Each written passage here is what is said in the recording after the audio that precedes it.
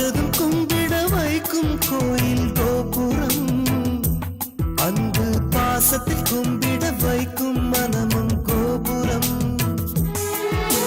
உயர்ந்து நிற்கணும் அன்பால், உலகம் வணங்கணும் பண்பால். கோபுரம் மனமே கோபுரம், கோபுரம் குடும்பம் கோபுரம்.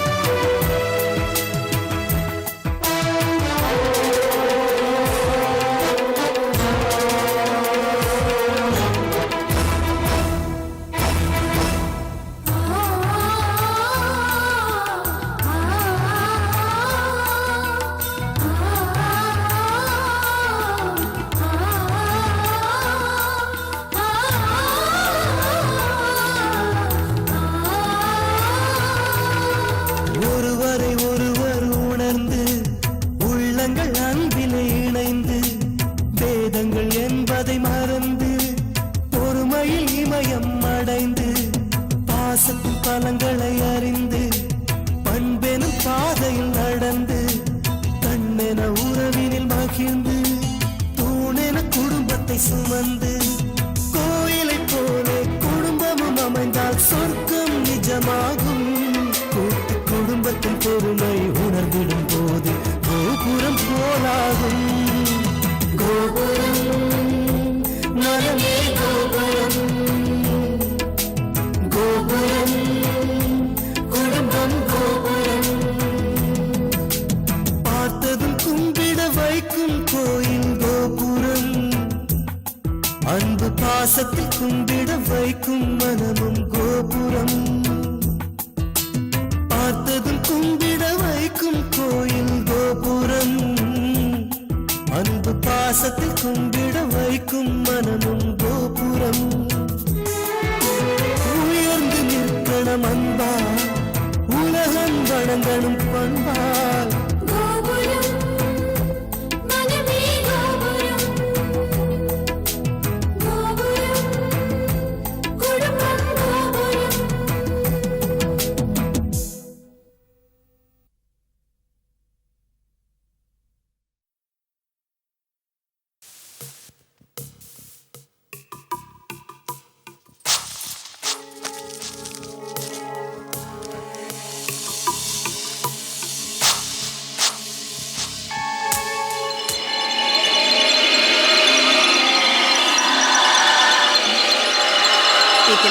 என்ன பண்ண போறேன்? இந்த அப்பாயின்மெண்ட் ஆர்டரை கிழிக்க போறேன். இப்படி ஒரு அப்பாயின்மெண்ட் ஆர்டர் வந்தது பத்மினிக்கு தெரியக்கூடாது. அவளுக்கு இந்த வேலை கிடைக்க கூடாது. நல்ல தீர்மானமா முடிவு பண்ணிட்டியா? ஆமா, இந்த வேலை அவளுக்கு கிடைச்சதுன்னா என்னால தாங்க முடியாது. அப்புறம் இந்த வீட்டுல அவ வச்சதுதான் சட்டம்னு ஆயிடும். இத்தனை நாளா நான் அவளை அதிகாரம் பண்ணதுக்கெல்லாம் சேர்த்து வட்டி முதலுமா அவ என்ன அவமானப்படுத்துவா, ஆட்டி படப்பா. எல்லாம் மனசுக்குள்ள அடக்கி வச்சிட்டு இருக்கிற ராட்சசி அவ. நோ, இப்படி ஒரு வேலை கிடைச்சதை என்னால தாங்கிக்க முடியல. இத சுக்கு நூறா கிழிச்சு நான் திலகா இரு, செய்யறத கரெக்டா செய், கிழிக்காத, எரிச்சிரு. ஆமா, இதை எரிக்கத்தான் போறேன், எரிச்சிடுறேன். எரிச்சா மட்டும் போதுமா? வேற என்ன செய்யணும்? எதுல மிச்சம் வச்சாலும் பகையில மிச்சம், நெருப்புல மிச்சம் வைக்க கூடாது. நல்லா யோசிச்சு பாரு. அப்பாயின்மெண்ட் ஆர்டர் நீ எரிச்சிட்டா அதனால அவளுக்கு வேலை கிடைக்காம போயிடுமா? வேற ஏதாவது வழியில அவளுக்கு தெரிய வரலாம் இல்லையா? யோசிச்சு பாரு.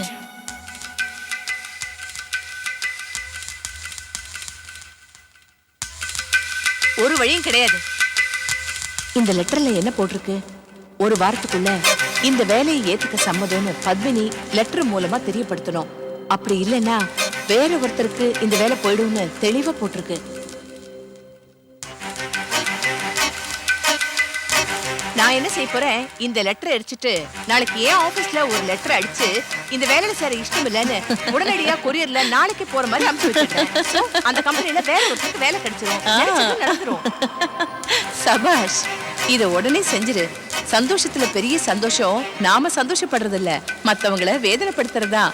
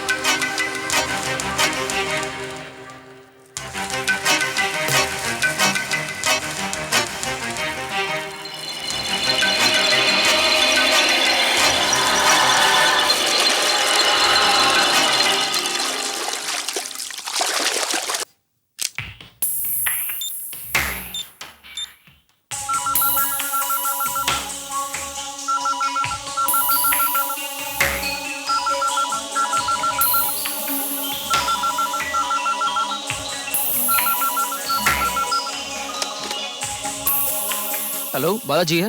ஹலோ மாப்ள, நான் தான் ஜேபி பேசுறேன். எப்படி இருக்கீங்க? நல்லா இருக்கேன் சார்.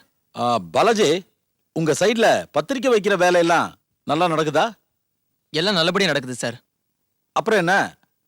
ஒரு மேட்ரு ஒன்று கேள்விப்பட்டனே. உங்க கார்ல இருந்து ஸ்டீரியோ செட் திருடு போயிடுச்சாமே? ஆமா, சிட்டில இதெல்லாம் நடக்கிறது சகஜம் தானே. ஆமா, இது எப்படி உங்களுக்கு தெரியும்? நான் கேள்விப்பட்டேன்.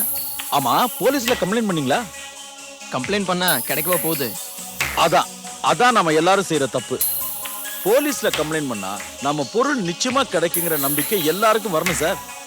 இந்த மாதிரி காணாம போன பொருள்களை போலீஸ் எவ்வளவோ தேடி கொடுத்துருக்காங்க தெரியுமா? இதுக்காகவே வருஷத்துல ஒரு நாள் விழா எடுத்து அந்த பொருளை எல்லாம் சொந்தக்காரங்க கிட்ட ஒப்படைக்கிறாங்க. இதையெல்லாம் நாம ஏன் யோசிக்கிறது இல்லைன்னு நான் கேட்கிறேன். இந்த விஷயத்த நான் கேள்விப்பட்ட உடனே எவ்வளவு துடிச்சு போயிடும் தெரியுமா? நீங்க நம்ம மாப்பிள்ளை ஆயிட்டீங்க. அந்த ஸ்டீரியோ செட்டு உங்க கைக்கு வருது. ஓகே? எப்படி? அதுக்கெல்லாம் ரூட் இருக்கு மாப்ள.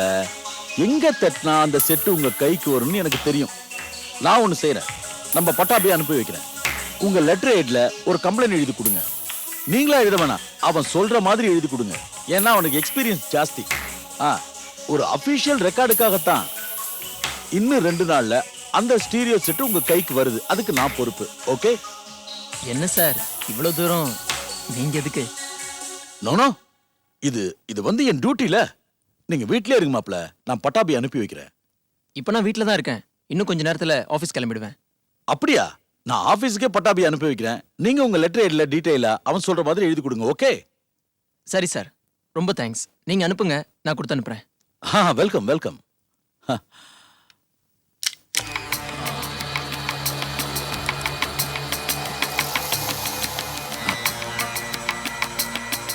பட்டாபே,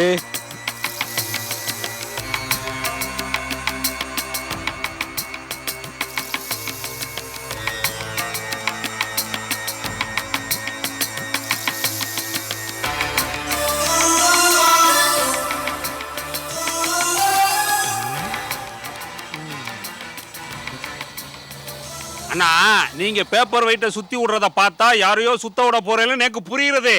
யாரண்ணா? யோ பட்டாபே, நான் சொன்ன வேலை என்னாச்சு? முடிச்சியா? இந்த பட்டாபி போய் முடிக்காத காரியம் உண்டான்னு. இந்தாங்கோ புடிங்கோ.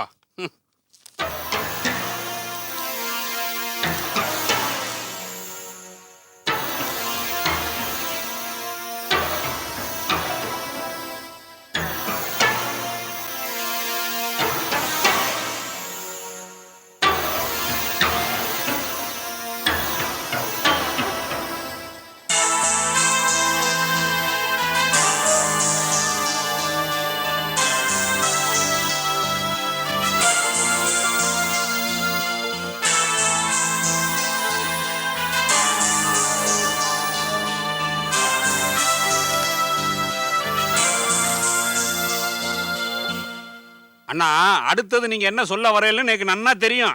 டே பட்டாபி, இந்த லெட்டரை கொண்டு போய் அந்த ஏரியா போலீஸ் ஸ்டேஷன்ல ரெஜிஸ்டர் பண்ணிட்டு வாடான்னு சொல்லுவேல். வரச்சே பண்ணிட்டு வந்திருப்பேன். இது என்ன கேட்காம ஏன்டா ரெஜிஸ்டர் பண்ணிட்டு வந்தேன்னு திட்டுவேல். அதான் பேசாம வந்துட்டேன். இதை கொண்டு போய் ரெஜிஸ்டர் பண்ணிட்டு வரட்டுமா? தேவையில்லை. இதை என்ன பண்ணணும்னு எனக்கு தெரியும்.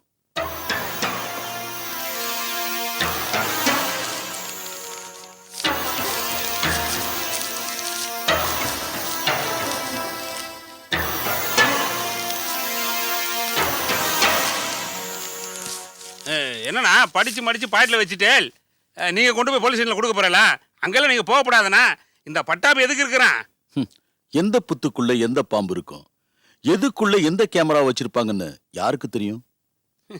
நேக்கு தெரியும்ண்ணா. யோ பட்டாபே, இத வாங்கி கொடுக்கறதோட உன் வேலை முடிஞ்சு போச்சு.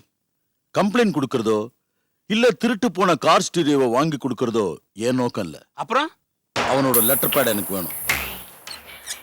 அது மட்டும் இல்ல, அவனோட கையெழுத்து எப்படி இருக்குன்னு நான் தெரிஞ்சுக்கணும். அதுக்காக தான் இது.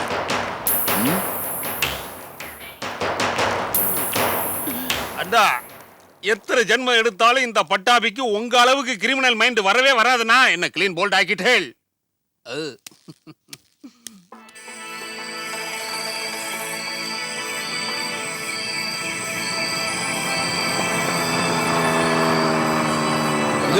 வந்துருச்சு. இந்த இடம் தான் நினைக்கிறேன். சரி, நீ ஒன்று பண்ணு, நீ இங்கே வெயிட் பண்ணு, நான் போய் பார்த்துட்டு வரேன். ஏய் பாத்துடா, அவன் வில்லங்கமான ஆளு, டேஞ்சரஸ் ஃபெல்லோ. டேடே, அனாவசியமா பயப்படாத. அவர் என்கிட்ட ஃபோன்ல பேசும்போதே ரொம்ப ஃப்ரெண்ட்லியா தான் பேசினாரு. மோர் ஓவர், நீ தானே சொன்ன அவர் ஏற்கனவே ஏதோ பிரச்சனை இருக்காருன்னு. ஒன்றும் நடக்காது, கவலைப்படாத, தைரியமா இரு. நீ எதுக்கும் இங்கே இரு. ஏதாவது பிரச்சனைனா நான் உன்னை கூப்பிடுறேன், நீ வா, சரியா? பத்திரம்டா. ஓகே, பார்த்து போயிட்டு வா.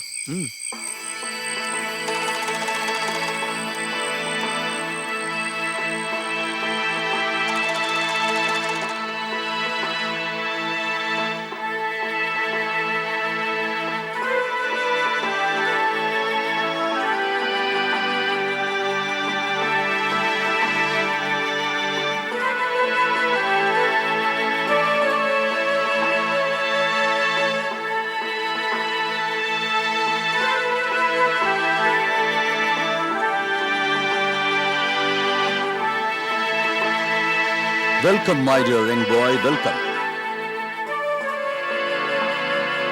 How are you?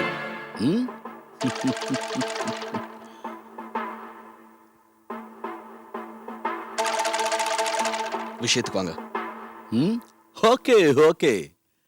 வந்தனாவை கல்யாணம் பண்றதுதானே உன் கொள்கை? அது நம்ம 2 பேருக்குமே தெரிஞ்ச விஷயம் சார். அது நடக்கணும்னா இப்ப நடக்க போற கல்யாணம் நடக்க கூடாது. அதுக்கு ஏதாவது பிளான் வச்சிருக்கியா? நல்லா இருக்கு, ரொம்ப நல்லா இருக்கு. அப்படியே நான் ஏதாவது பிளான் வச்சிருந்தா கூட அதை உங்ககிட்ட சொல்லுவேன்னு எதிர்பார்க்குறீங்களா?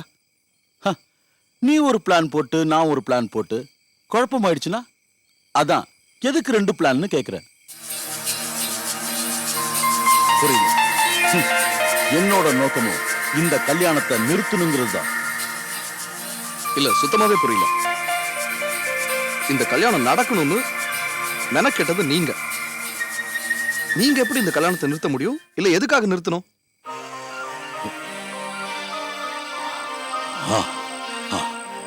உனக்கு நடந்த விஷயம் எதுவுமே தெரியாதுல்ல? சொல்றேன் விஸ்வா, அந்த குடும்பத்துக்காக என் உயிரியே கொடுக்க நான் தயாரா இருந்தேன். ஆனா இப்ப இல்ல. ஏன் தெரியுமா? நான் பெத்த ஒரே மக அந்த குடும்பத்தை சேர்ந்த ஒருத்திக்காக தான் உயிரியே பணயமா வச்சான். ஆனா அந்த குடும்பத்தில் இருக்கிற யாருமே அதை பத்தி கவலையே படல. அந்த வசந்த என் பையனுடைய காதலை நிராகரிச்சுட்டா, அங்கீகரிக்கல. அதனால என் மனசுல ஒரு வெறுப்பு. அந்த வெறுப்புல அந்த குடும்பத்தையே தீ வச்சு கொளுத்தணுங்கிற வெறி. ஆனா அதை வெளிப்படையா சொல்லவும் முடியல, வெளிப்படையா செயலாக்கவும் முடியல. அதனாலதான் இப்படி ரகசியமான காரியத்துல நான் இறங்கியிருக்கேன். விஸ்வா, என் பையன் சின்ன வயசுலயே அம்மாவை இழந்துட்டான். அவனுக்கு அம்மாவுக்கு அம்மாவா, அப்பாவுக்கு அப்பாவா இருந்து பாசத்தை ஊட்டி வளர்த்த அவன் இந்த நிமிஷம் வரைக்கும் அவன் ஆசைப்பட்டது எதையும் இதுவரைக்கும் நான் நிராகரிச்சதே இல்லை. அவன் விரும்பின படிப்ப அவன் விரும்பின காலேஜிலேயே சேர்த்து படிக்க வச்ச. டென்னிஸ் வேணும்னு கேட்டான். நீ ஸ்டேட் பிளேயர் ஆகணும்னு நான் சொன்னேன். அவனை கேட்காமலேயே, அவனை கலந்து ஆலோசிக்காமலேயே அவன் மனசறிஞ்சு என்னென்ன தேவையோ அதெல்லாம் தெரிஞ்சு நிறைவேற்றி வச்சேன். அப்படிப்பட்ட என் மகனுக்கு ஒரு சின்ன ஆசை, லவ், ஒரு பொண்ணு மேல. அதை நான் நிறைவேற்றி வைக்கல. அதை என்னால நிறைவேற்ற முடியல. விஸ்வா, இதை பொறுத்த வரைக்கும் இது எனக்கு ஒரு என் வாழ்க்கையில மரணடி. இந்த மரணடிக்கு அந்த குடும்பத்துக்கு நான் பதிலடி கொடுக்கணும். என்ன பொறுத்த வரைக்கும் அந்த பதிலடி அவங்களுக்கு நான் கொடுக்க போற சோகங்களும் வருத்தங்களும் தான். Yes S.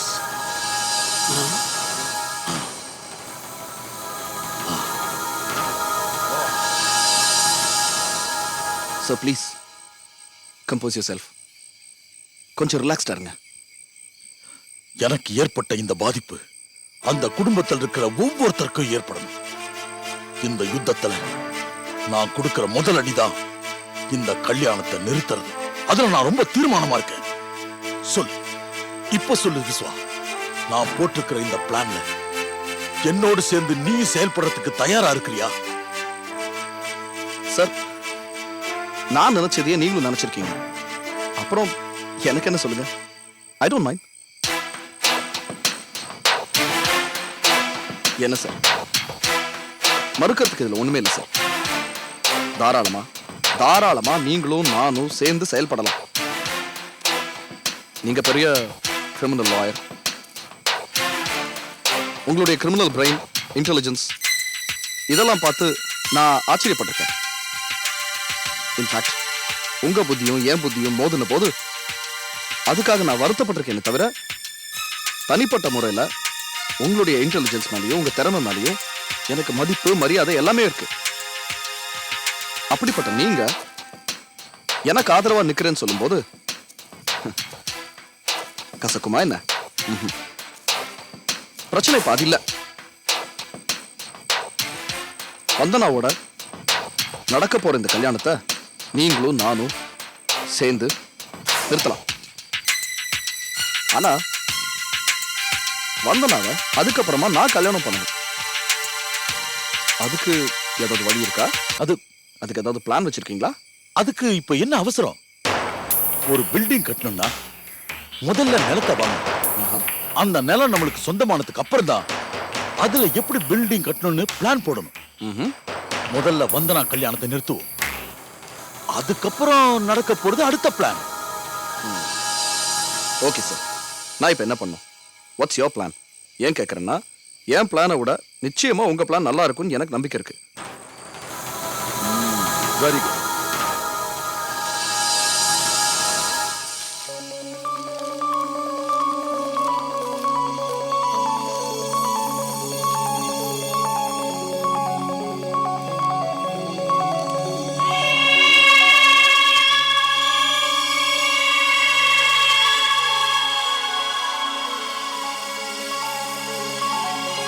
இத பாத்தியா?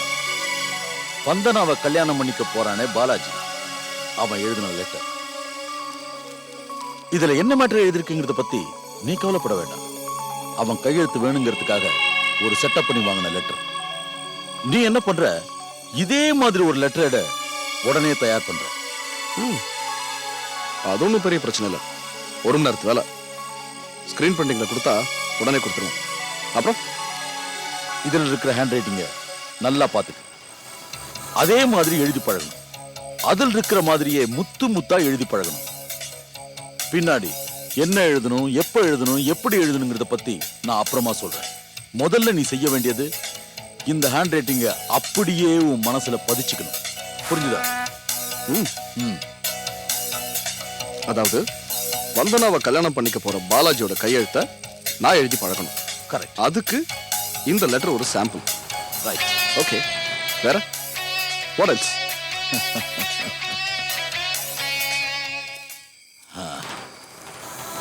ரைட். இதுக்கப்புறம் பண்ண வேண்டியது நீ இல்ல, அதுக்குன்னே ஒரு ஆளை வச்சிருக்க. அவனை இப்ப இங்க வர சொல்லிருக்க. அது வரைக்கும் இப்ப எதையும் பேச வேண்டாம். நாளைக்கு நாம பேசிக்கலாம். தங்கமணி,